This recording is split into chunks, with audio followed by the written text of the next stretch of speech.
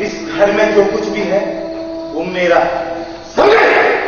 अपने मायने के बारे में बात करो, तीज त्योहारों के बारे में बात करो, मौसमों के बारे में बात करो, ऋतुओं के बारे में बात करो। अच्छा ये बताओ, यदि मैं यहां हूं तो क्यों हूं?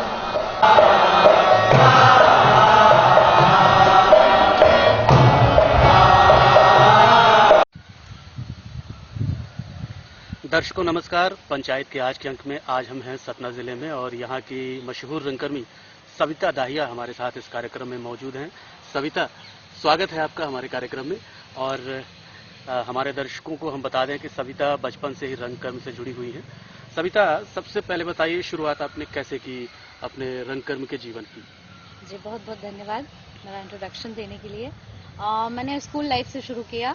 स्कूल में जब एनुअल फंक्शन होता था तो वहाँ पे डांस, म्यूजिक, ड्रामा, मतलब परफॉर्मिंग आर्ट होते रहते थे। तो उसमें मुझे ड्रामा में बहुत इंटरेस्ट आता था और जब मैं कुछ भी करती थी, छोटा सा रोल भी करती थी, तो हमारे टीचर्स बहुत सपोर्ट करते थे। बोलते थे ये लड़की कुछ अलग सा करती है, इसी कैरेक्टर को कोई और करता है तो वो कुछ अलग है और ये करती है तो कुछ अलग है।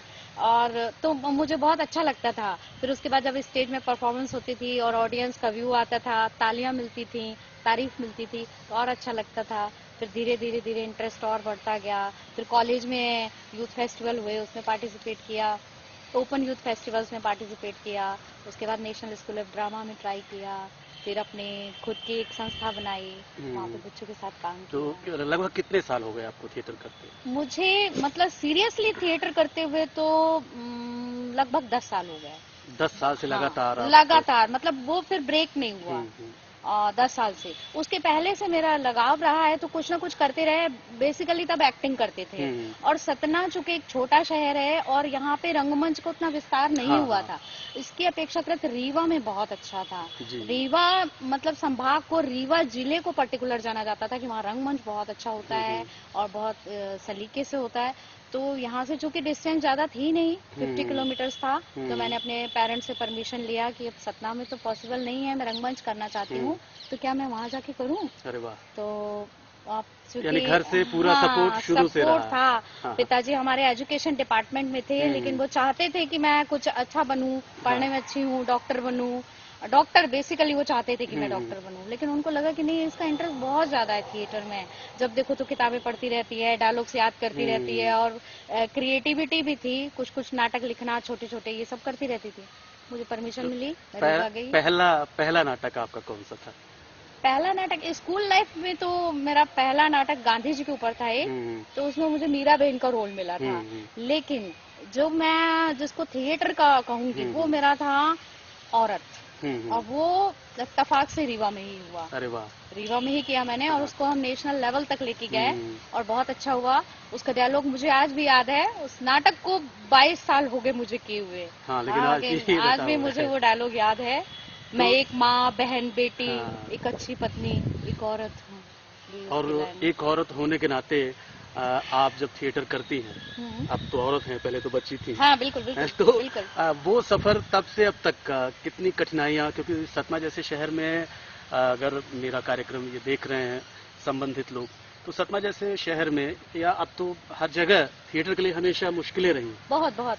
तो एक औरत होने के नाते और एक रंगकर्मी होने के नाते आपको क्या क्या मुश्किलों का सामना करना पड़ा थिएटर को लेकर? सबसे पहले तो समाज में यही होता था कि ये है क्या चीज, नाचना गाना है, इसमें कोई भविष्य नहीं है। और चूंकि अब पिताजी एजुकेशन डिपार्टमेंट से थे तो अच्छा वो था, सोशल स्टेटस अच्छा था, तो लोग आके उनको ताने मारा करते थे कि आप अपनी बिटिया को कहीं भी भेज देते हो। रीवा में किया मैंने, फिर उसके बाद मैं भोपाल गई, फिर भोपाल से दिल्ली गई, तो लोगों के दिमाग में ये बना रहता था। और पेपर में चूंकि मिलता था, अगर आप किसी कला से जुड़े हो तो आपको जगह मिलेगी पेपर में, तो लोग पढ़ा करते थे, तो बोलते थे ये इसमें कोई भविष्य नहीं, ये करने का कोई मतलब नहीं है, किसी और चीज में ध्यान देना चाहिए। तो मेरे पापा यही बोलते थे, उसको अच्छा लग रहा है ना, मेरे 5 बच्चे हैं, अगर मेरी एक बेटी नाटक करने के लिए या रंगमंच के लिए निकल जाती तो बाकी तो 4 है ना। अच्छा, हाँ, वो कर लेंगे। बहुत बढ़िया। कितने भाई बहन हैं आप लोग? हाँ, हम लोग 5 भाई बहन हैं। अच्छा, 5। हाँ, तो मैं सेकंड नंबर की हूँ। हाँ, और भाई कितने हैं? 3 भाई हैं। 3 भाई 2 बहनें, हाँ, 2 है ना? बहन, हाँ। और अब कैसा चल रहा है आपका अब थिएटर? बहुत अच्छा चल रहा है, मतलब अब मेरे सारे भाई बहन हम लोग वेल एस्टेब्लिश्ड हैं, अच्छी अच्छी पोस्ट में हैं, लेकिन मैं चूंकि रंगमंच से जुड़ी रही, तो ऐसा लगा कि सपने बहुत देखे मैंने और पूरा करने की धीरे धीरे कोशिश की और पीछे नहीं हटी। पीछे नहीं हटी, करती रही और नेम एंड फेम मेरा है। मेरे पास दौलत नहीं है, लेकिन मेरे पास तो शौहरत। कलाकारों के पास दौलत बहुत मुश्किल से आती है। हाँ, दौलत और लेकिन शोहरत नाम है। हाँ। और आज की डेट में मैंने मतलब लगभग 150 बच्चों को ट्रेनिंग दी है अपने ग्रुप से, और वो कहीं ना कहीं वेल एस्टेब्लिश्ड हैं और एक नाम है मेरा। ग्रुप कौन सा है आपका? हमारा ग्रुप है लोक रंग समिति। हाँ, हाँ, क्योंकि हम लोक कलाओं को ज्यादा वो करके काम करते रहे शुरू से, तो मेरा बड़ा मन था कि हम लोक कलाओं को लेके ही कोई लोक रंग ही रहे, वो हमेशा रहे, और उसमें कोई जरूरी नहीं है कि सिर्फ बघेली आर्ट फॉर्म हो, कोई भी आर्ट फॉर्म हो। हाँ, सारे तो आर्ट सारे फॉर्म आर्ट सभी फॉर्म, अपनाए तो जा सकते हैं। वो सब है, इसीलिए हमने उसका नाम रखा लोक रंग। तो अब शहर का माहौल कैसा है आज से जो 20 साल पहले, और अब में क्या फर्क है? अब रंगमंच ही मेरा जीवन, मेरी पहचान बन गया है। अब 20 साल पहले नहीं था। हाँ, 20 साल पहले तो लोगों को लगता था कि ये क्या करती है, 4 ठो लड़के लड़कियां इकट्ठे हो जाते हैं, ये लोग नाटक करते हैं, उसके बाद भूल भी जाते थे लोग शो देखने के बाद। लेकिन अब लोग इंतजार करते हैं कि एक नाटक खत्म हुआ, मैडम अब अगले महीने क्या करने वाले हैं आप लोग, क्या होने वाला है नया। तो एक आपने एक प्लेटफॉर्म बना दिया है सतना के लिए, बिल्कुल। और नए नए बच्चे जुड़ रहे हैं, जो हाँ, बहुत हाँ। अच्छी बात है। जी। और दर्शकों को हम बताना चाहेंगे जो भी थिएटर से जुड़ना चाहते हैं, क्योंकि थिएटर पूरे जीवन का, व्यक्तित्व का विकास करता है, ये सभी जानते हैं। तो अगर आप थिएटर से जुड़े हैं तो आप संगीत आपको सीखना पड़ेगा, मैंने सारी कलाओं का समाहन है इसमें। बैक स्टेज में तो बहुत गुंजाइश है, बैक स्टेज में बहुत काम है। नाटक का मतलब अभी बहुत लोग यही समझते हैं कि सिर्फ अभिनय कर लेना, लेकिन अभिनय कर लेना नहीं है। नाटक साहित्य है, नृत्य है, गीत है, संगीत है। हम मतलब अपने आम जीवन में उतने गाने नहीं सुन पाते हैं जितना हम जब नाटक कर रहे होते तो हम गानों का कलेक्शन करते हैं, सोचते हैं क्या रखे यहाँ पे, क्या हो, लोग धुनों को ढूंढते हैं। हाँ, कहीं भी एक कोई महिला हमको गाती हुई, सोहर गाती हुई मिल जाती तो मैं बैठ के सुनने लगती हूँ। हाँ। तो कहीं ना कहीं हम उस संस्कृति को भी बचा रहे हैं जो विलुप्त हो रही थी, धीरे धीरे बचा रहे हैं। अच्छा, किन किन लोगों के साथ आपने काम किया और कैसा अनुभव रहा? सबसे अच्छा अनुभव किसके साथ रहा? बुरा तो नहीं पूछेंगे, पर सबसे अच्छा अनुभव किसके साथ रहा काम करने का? सभी बच्चों के साथ अच्छा रहा अनुभव। स्कूल कॉलेजेस में तो होते ही रहे हैं और कॉलेज से बहुत अच्छे बच्चे निकले। मेरा बहुत अच्छा अनुभव रहा है। एक वर्कशॉप की थी हमने गांव में, पुरैनिया गांव में, तो मजदूर बच्चों के साथ हमने काम किया। अच्छा। वो बड़ा अद्भुत अनुभव रहा। हाँ। क्योंकि उन बच्चों को देख के लग नहीं रहा था लोगों को कि अरे इनके साथ में क्या नाटक होगा, ये क्या कॉन्फिडेंस लाएंगे, इनके अंदर इतना स्टेज फियर होगा, बट उन्होंने तो बहुत अच्छा किया, बहुत अच्छा किया। खुले हुए थे, बिल्कुल जमीन से जुड़े हुए थे। हाँ, और मतलब उन्होंने बहुत नेचुरल किया, सबसे बड़ी बात। और मेन ये था कि वो रोजी रोटी में भी लगे रहे और इस कला में भी लगे, थिएटर भी करते रहे, और अभी वो आगे करना चाहते हैं। अच्छा, निर्देशकों के साथ जैसे आपने रीवा, भोपाल, दिल्ली काम किया, बहुत से निर्देशक जाने माने, तो किसके साथ आप ज्यादा सहज महसूस करी, या किससे आपने क्या क्या सीखा? थोड़ा सा उन निर्देशकों का भी हम नाम जानना चाहेंगे। बिल्कुल बिल्कुल। आलोक चटर्जी जी, लोकेन्द्र त्रिवेदी जी, वंशी कौल जी, इन सारे, ये तो हमारे बहुत ही शीर्ष हैं, गुरु हैं। तो इन लोगों से तो मैंने बहुत कुछ सीखा, और सहजता से मैं रही, रीवा में रही, भोपाल में गुलवर्धन दीदी के साथ में काम किया। मेरा सौभाग्य रहा कि मैं उनके साथ में रही, बैले मैंने किया, उसकी परफॉर्मेंस हुई। और रीवा में तो हमने कंटिन्यू काम किया, अभी भी कर रहे हैं। रीवा से हमारा बहुत अच्छा रहा है, जुड़ाव रहा है, लगाव रहा है। अब तो वहाँ की टीम यहाँ परफॉर्मेंस देने आती है, हम वहाँ जाते हैं परफॉर्मेंस देने, बच्चे जाते हैं, एक दूसरे से जुड़े हुए हैं। एक अच्छा माहौल बन चुका है। बहुत अच्छा। और ये आप लोगों ने जो पूरी मेहनत की है लगातार, उसी का परिणाम है कि अब अच्छे संकेत मिल रहे हैं। जी जी जी, बिल्कुल मिल रहा है। सबसे यादगार नाटक आपका कौन सा है? प्रजा इतिहास रचती है। आपने निर्देशित किया उसको? उसमें मैंने अभिनय किया था। अच्छा अच्छा। हाँ, और क्या अभिनय चरित्र में क्या वो था उसमें मैंने मूलिया का कैरेक्टर किया हम्म। था। वो मतलब आज़ादी के समय की कहानी थी, हम्म। लोकेंद्र त्रिवेदी जी के निर्देशन में हम्म। हुआ था। लेकिन उसमें वो जो कैरेक्टर था, वो कैरेक्टर कहीं ना कहीं मेरा खुद का कैरेक्टर है, हम्म। जो स्ट्रगल करके किसी भी तरह अंग्रेजों से पीछा छुड़ाती है और वो करती है, अपने आप को स्थापित करती है। वो एक कास्ट का एक उस समय वो रहता था बहुत ज्यादा। तो जातिवाद का हाँ, बहुत ज्यादा पहले, था। अभी भी तो है हाँ, शायद, अब वो तो कम हो गया है। बहुत कम हो गया अब तो। हाँ। तो वो मुझे लगा कि वो है कैरेक्टर मेरे लिए। और निर्देशन में मेरा सबसे वो नाटक रहा है दुविधा। दुविधा ये विजय दान देथा की लोक कथा है, जिसको हाँ। मैंने बघेली में बनाया, उसका आलेख किया और पूरा उसमें बिरहा और वो डाल के, और एक बहुत पुरानी वो रही, बच्चे लोग जिसमें खिलवाड़ खेलते थे, तो उसको मिला के बनाया। वो बहुत अच्छा था, बहुत अच्छा रहा। तो अभी क्या तैयारी चल रही है? अभी आप सुना एक नाटक कर रही है कोई? हाँ, अभी हमारा रिसेंटली नाटक हुआ है बघेली लोक कथा बितानी, उस पे हमने काम किया। अब उसके बाद चल रहा है एक और लोक कथा है बितानी के बाद कौवा हंकनी। तो वो भी पुरानी पुरानी फोक टेल्स जो हम दादा दादी सुना करते थे। हाँ हाँ। तो वो हम सुन के खत्म कर दें तो वो कहानी तो मर जाएगी हमेशा के लिए। उन्हीं कहानियों का कोलाज बना के, और बना बहुत के बढ़िया। तो वो उसको जीवंत करने के लिए हम उसको नाटक के माध्यम से प्रदर्शित करते हैं, ताकि नाटक भी हो जाए और लोगों तक वो कहानी भी पहुंच जाए। अच्छा, अभी आपके परिवार में जैसे, क्योंकि अब शादी हो गई ना आपकी, तो कैसा है? कितने बच्चे? 2 बच्चे हैं। मेरा बड़ा बेटा अभी म्यूजिक में है, वो मास्टर्स कर रहा है म्यूजिक तबला से। छोटा अभी 3 साल का है। और मेरे हस्बैंड राष्ट्रीय नाट्य विद्यालय से पास आउट हैं, अरे वाह, द्वारिका दाहिया जी। हाँ हाँ। तो उनका बहुत सपोर्ट रहता है। हम दोनों ही मिलके करते हैं। उनकी रेपेट्री है कटनी में, मेरी रेपेट्री अब सतना में हो गई। लोकरंग भी रेपेट्री हो गई है। द्वारिका दाहिया तो मध्य प्रदेश में जाना पहचाना नाम है। जी जी। जानता तो मैं भी हूँ, पर हमने कहा कि आपके मुंह से सुने। बिल्कुल बिल्कुल। तो वो एक अच्छा, थोड़ा सा हमें लगा कि हम उनके बारे में चर्चा करें। जी जी। और सहयोग कर रहे हैं, ये बहुत ही अच्छी बात है। हाँ। मैं चाहूंगा कि कोई एक डायलॉग अपने दर्शकों तक, अपने किसी एक नाटक का आप दर्शकों को हमारे सुनाएं। नाटक का वैसे तो बहुत से ऐसे नाटक है। मैंने अभिनय कम किया, डायरेक्शन कम किया, लेकिन अभिनय जितना भी किया तो मुझे लगता है पूरे दिल से किया है ना। और एक नाटक है, 2 नाटक हैं जिसके हमने कई शोज किए। एक तो औरत और एक राम रची राखा। वही है वह जो राम रची राखा, ये योगेश त्रिपाठी जी का लिखा हुआ है। बघेली में डायलॉग है, इसलिए मैं उसको सुनाना चाहूंगी। वो स्टोरी बड़ी अच्छी है कि हम कितनी भी कोशिश कर लें, होता वही है जो ईश्वर ने रच के रखा है। वही है वह जो राम रची राखा। तो उसमें एक सेठ जी हैं जो एक मर्डर करके आते हैं, और जिसका मर्डर करके आते हैं उसकी पत्नी बड़ी खुश हो जाती है कि वाह, अब मेरे को छुट्टी मिल गई इस आदमी से, क्योंकि वो बड़ी परेशान रहती है। तो वो थैंक यू बोलने के लिए आई है सेठ जी के पास। तो वो क्या बोलती है, उसी का है वो। भैया और इसे तो मरे मन नहीं कक्के भरा बुरा नहीं कहा है, तो का करी, बिना कहे तो नहीं रहा जाए। का नहीं रहा बताई जरा के, शराबी कबाबी कुचाली, अब जे अपने महतारी के लुगरी बेच के नचनिया के नाच देखे जाए। ओ का कहवे भैया तू? ऐसे ना रोए लोगे, खुशी की आंसू आई। 16 बरस से मार मार के भूर तक ही डारी दिया कंचन दे का।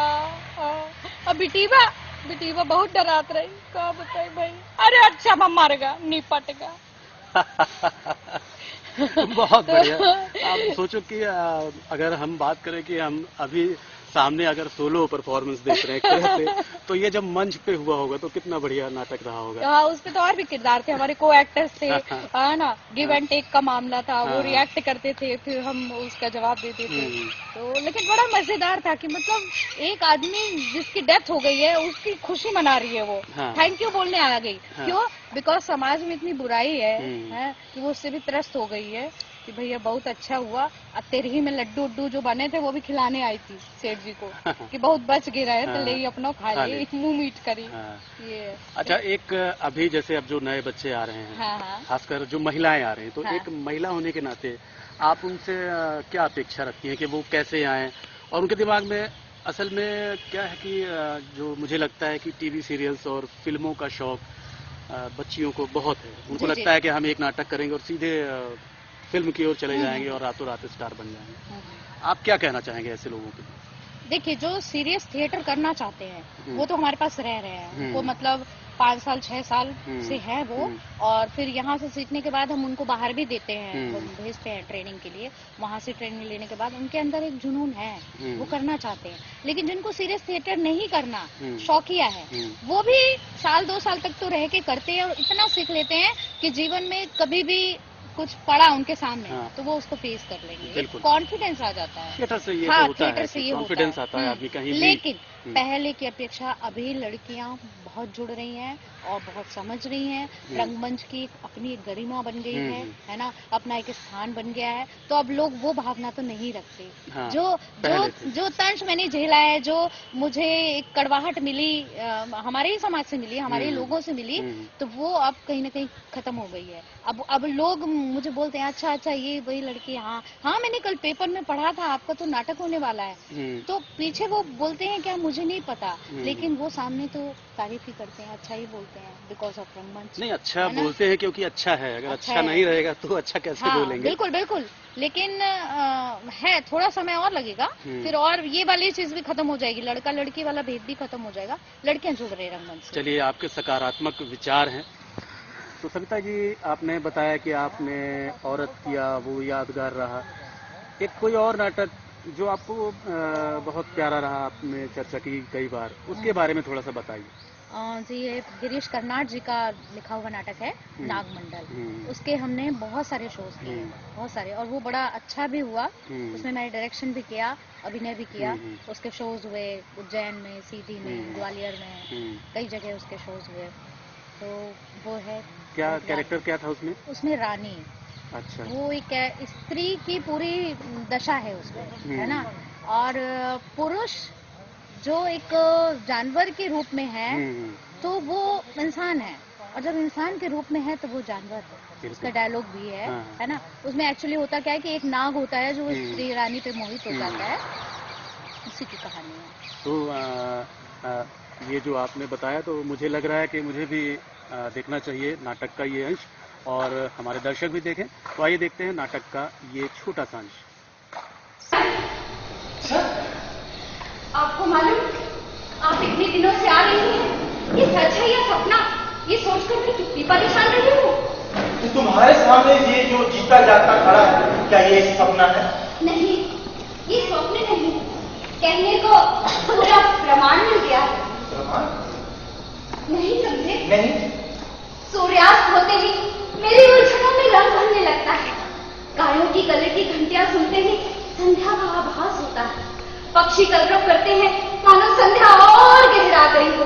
मुझे हर दिन इस रात का इंतजार रहता है, और ये रात आपके साथ आती है। सच? हाँ रानी, यूं तो मैं हर रोज आता हूँ, पर आज ऐसा क्या है कि तुम इतनी बेचैन? बताऊं? 4 मास हो गए हैं। मैंने कहा 4 मास हो गए हैं।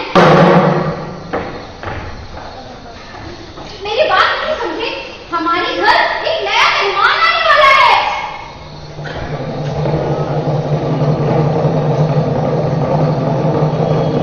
ऐसे पत्थर के पीछे के समान क्यों बैठ गए? आपको खुशी नहीं हुई? खुशी हुई हो ना हुई हो, मेरे तसल्ली के लिए जरा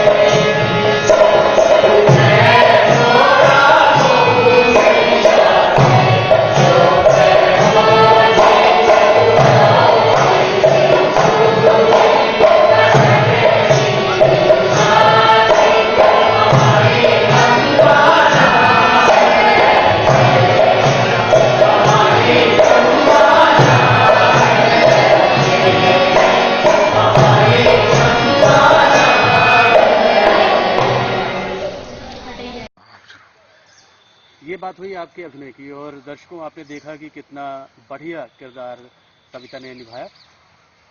आपका जो एक और नाटक बड़ा चर्चित रहा है, क्या नाम उसका जिसमें आपने निर्देशन किया था? निर्देशन है दुविधा। दुविधा, बघेले में किया था, उसमें बिरहा बघेले। का इस्तेमाल किया था जैसे कि हाँ, आपने हाँ। बताया।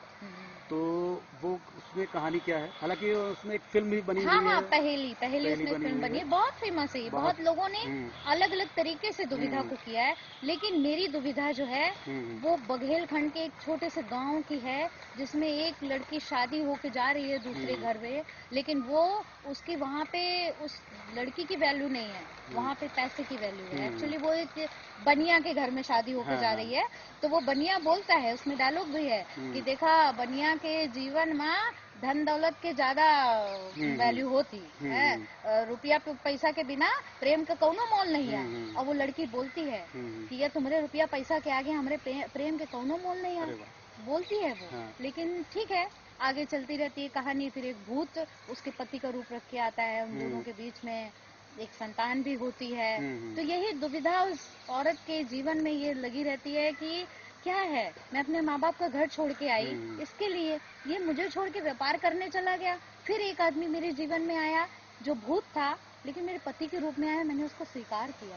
तो मैं किसे असली मानूं, कौन है मेरा, यही दुविधा है। बहुत बड़ी दुविधा है और बड़ी विडंबना है समाज की कि हम परिवार में स्त्रियों का सम्मान नहीं करते। और मैं चाहता हूं कि जो दर्शक हमारा कार्यक्रम देख रहे हैं पंचायत, तो आपकी उम्मीदों पर वो खरे उतरें और हमेशा सकारात्मक विचार रखें। सविता, अभी मैं चाहूंगा कि आप इतने साल से थिएटर कर रही हैं, और क्या खास अनुभव है जो अपने दर्शकों से आप शेयर करना चाहेंगे? अनुभव तो बहुत सारे हैं, खट्टे मीठे हैं, मीठे बहुत सारे हैं। तो अभी का लेटेस्ट अनुभव जो है वो मुझे कोरोना से ही मिला। कोरोना में सारी चीजें डिस्टर्ब थी, बहुत ज्यादा डिस्टर्ब थे।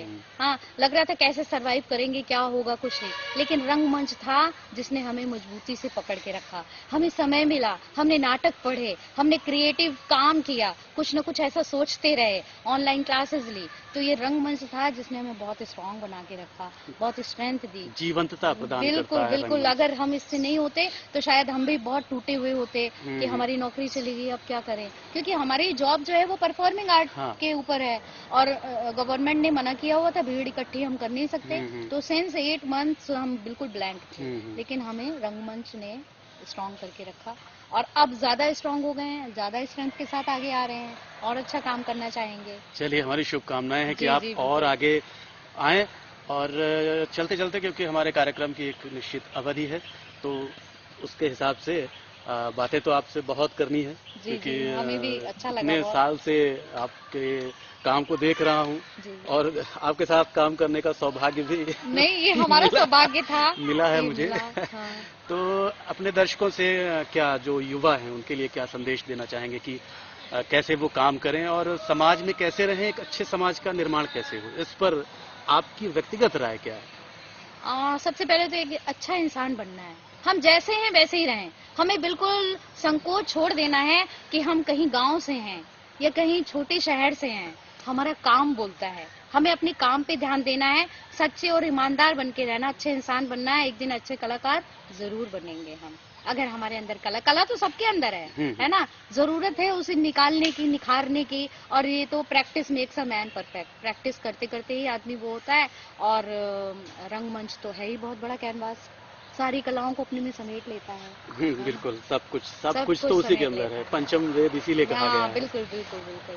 तो बस यही मेरी शुभकामनाएं हैं सबको, है ना, जो भी रंगमंच से जुड़े और भी जिस किसी भी विधा से जुड़े, तो वो ईमानदारी से अपने आप को सामने रखें, अपने आप को न भूलें, इंसानियत न भूलें, बस कलाकार बन जाएंगे।